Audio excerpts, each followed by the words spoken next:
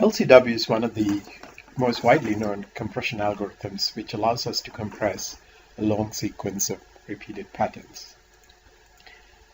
LZW is also one of the hardest ones to explain and understand. The purpose of this video is to explain how the LZW works. And both the encoding and decoding process of LZW can be very confusing. So there's also a tricky case when a code appears that there's no entry in the symbol table to process it. So the purpose of the video is to explain all of this. Humanizing LZW. Now think of LZW as a very dynamic compression algorithm. Where the Bob and Mary encodes the characters 41, 42, 81, 83, and so on, sends it to Bob. The Bob's goal is to regenerate the sequence and send them back. They both start with the same alphabet. Let's assume that in this case we are just working with the AB alphabet. Now let's see how this process works. So in the encoding process, how this works is that the Mary start encoding A. So A can be encoded with 41.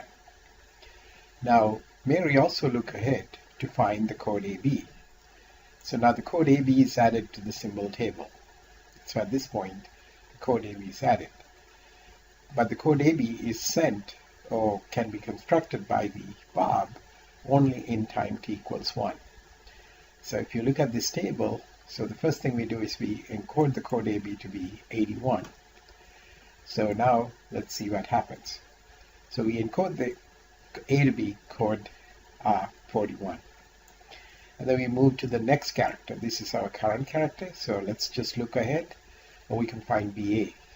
So BA needs to be added to the table with the next available code. In this case, we're going to put the BA into the code symbol table with 82.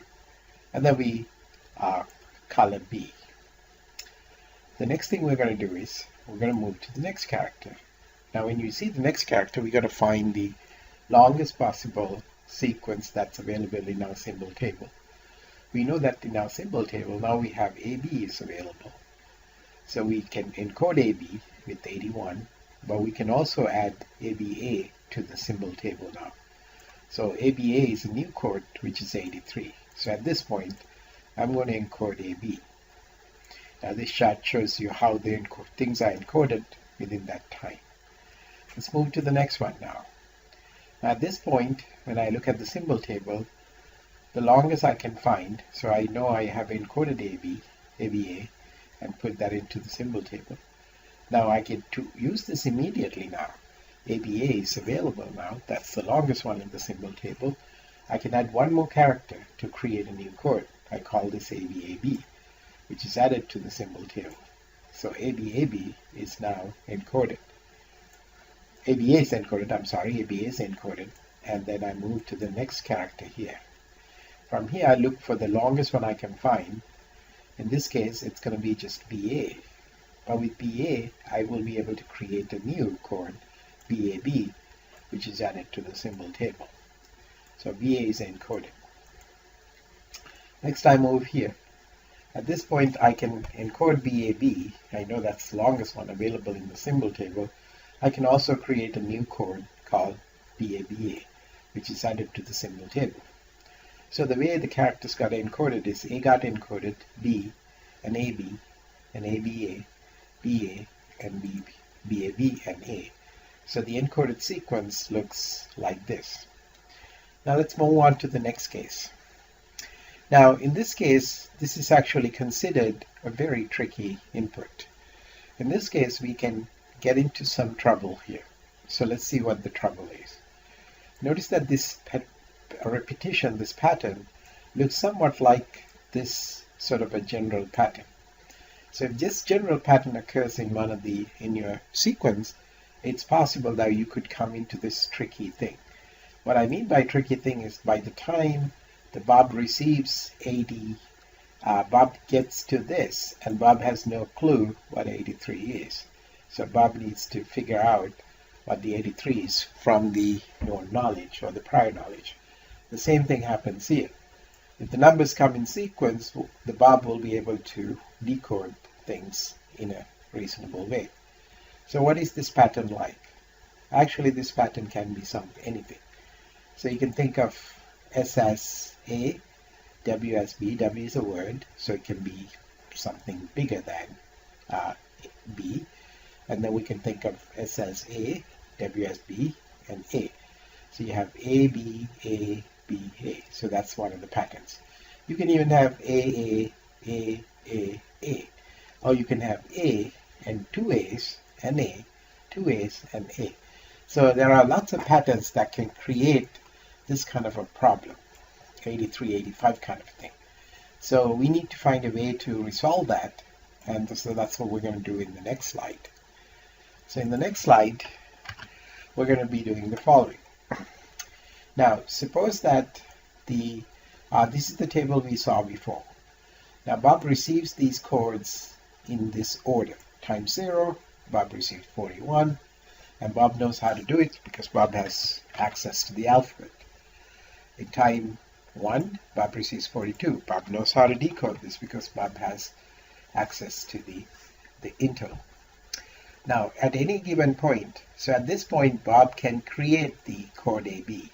Bob has enough information to create the code AB. So therefore, you can assume that Bob knows when he gets to here, Bob knows what code AB is. So if 81 comes in, Bob has no problem. Bob can encode this with AB. Now, this is a problem now. So this is a problem because Bob receives 83, but Bob has no clue what 83 is. Bob knows up to 82. Bob knows all of this stuff, but he doesn't know what 83 is because he hasn't received 83 yet. So these are the available codes to Bob. So now the question is, how do we determine this based on the information that's available? So there are a few observations that we're going to be doing. So if you look at the code that's available, it's always the last one that was printed and something else. So it always starts with the last one that's printed. So notice that this starts with B, and this code AB, and this code AB starts with AB. So at this point, Bob can guess maybe it has something to do with AB. So Bob can say, okay, maybe it's something to do with AB, but I don't know what the rest of the character is. Notice that the similar patterns hold here, ABA, and you got ABA here. Okay, so at this point, our goal is to figure out what this pattern is going to be. So what is that other character that we have to find? Now, for that, we go back to this trick case. The trick case is going to be the last code printed, which is AB, and the first character of the last code. Now, how does this true? In fact, it comes from this particular case. Notice that as soon as a code is done, I get to use that code and more. So in this case, the new character is actually the old character SW, and the first letter of the old character S will give you this new thing. That's what I'm trying to do here. So last code printed from the first character of the last code. So what was the last code printed? We printed AB. So the first character of the last code is now A, which is AB. A is the first character of the last code. Now let's go here. At this point, Bob has no trouble because Bob knows what 82 is, which is BA. Now at this point, Bob gets into trouble again. So what is the problem here? The problem here is that the Bob has gotten a code that he has no idea. Bob only knows codes up to here, but 85 he doesn't know. So he's going to apply the same trick. Let's look at the last code printed. So we take the last code printed, and then take the first character of the last code, which is B, and then we got this. And then finally, Bob gets 41. That's no problem. So Bob prints this. By following this technique, notice that I got AB, AB, AB, AB, AB, AB, A, which is the string that we started with. So this is the end of the demonstration.